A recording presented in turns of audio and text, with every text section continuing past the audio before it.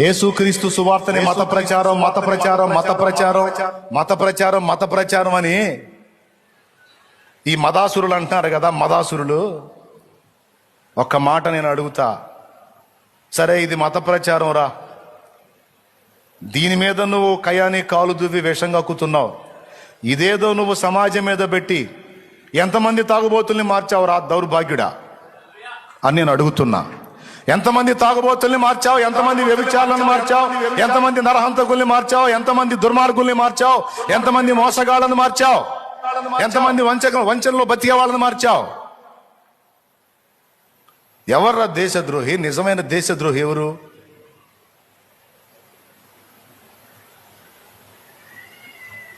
సమాజానికి దీవెనకరంగా సువార్త ప్రకటించి యేసు ప్రభు ప్రేమతత్వాన్ని చూపించి దేవుని వాక్యాన్ని చూపించి చెడుతనం నుంచి కోట్లాది మంది ప్రజలు ఈరోజు మార్చుకున్నారు తమ జీవితాలని.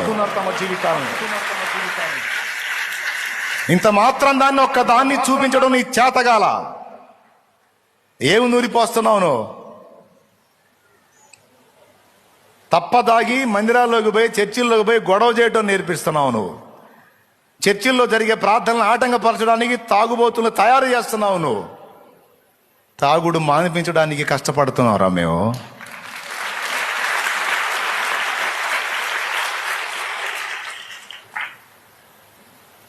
విచ్చలవిడి జీవితంలోంచి జనాన్ని బయటికి తీసుకుని రావడానికి కష్టపడుతున్నాం. ఇప్పుడు ఇక్కడ కూర్చున్న వాళ్ళలో గతంలో నేను తాగుబోతున్నానన్నా, నేను ఇప్పుడు మార్చుకున్నాను, ప్రభు ప్రేమను బట్టి నేను మారాను అన్నోళ్ళు చేతులు ఎత్తండి. సరిగా 2 చేతులు ఎత్తండి తమ్ముళ్ళారా, నా ఇల్లారా.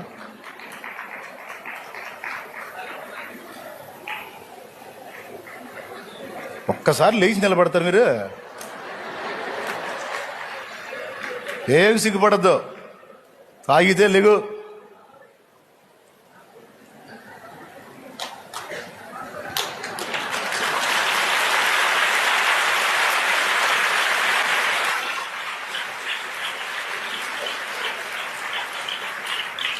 అది పైకి లేచి నిలబడ్డారు చూడండి.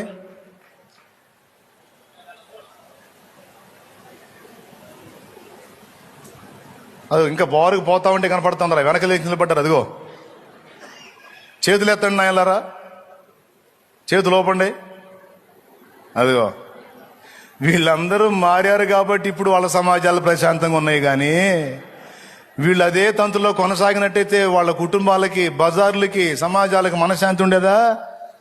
ఇదిరా క్రైస్తవ్యం అంటే. ఇదిగో ఈ పక్క సేవకులు లేచి నిలబడ్డారు. వీళ్ళు డ్రింక్ మ్యాన్లే. వామో ఇప్పుడు వీళ్ళు పాస్టర్లు అయ్యారు, లేకపోతే వీళ్ళు ఎంతమంది నోయనం చేసేవాళ్ళు.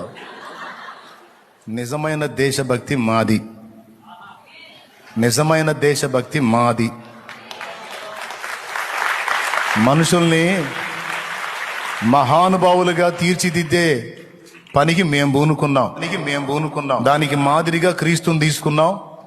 ఆ క్రీస్తునే మిగిలిన సమాజానికి మాదిరిగా చూపిస్తున్నాం. క్రీస్తు తత్వాన్ని, ఆ ప్రేమ తత్వాన్నే మేము చూపిస్తున్నాం సమాజానికి మాదిరిగా. సువార్త ప్రకటిస్తే భయంకరంగా తిట్టడం, ఫోన్లు చేసి అంకచండాలంగా మాట్లాడటం, నీచమైన ప్రవృత్తికి దిగజారటం, హక్కుల ఉల్లంఘన చేయటం, దాడి చేయటం, కొట్టడం, తిట్టడం, చంపటం, ఇది నీ మతం నీకు నేర్పిన సంస్కారం. సహించు, భరించు, శత్రువును కూడా ప్రేమించు, క్షమించు, వాని కోసం ప్రార్థించు అన్నది యేసయ్య నేర్పిన మాదిరి.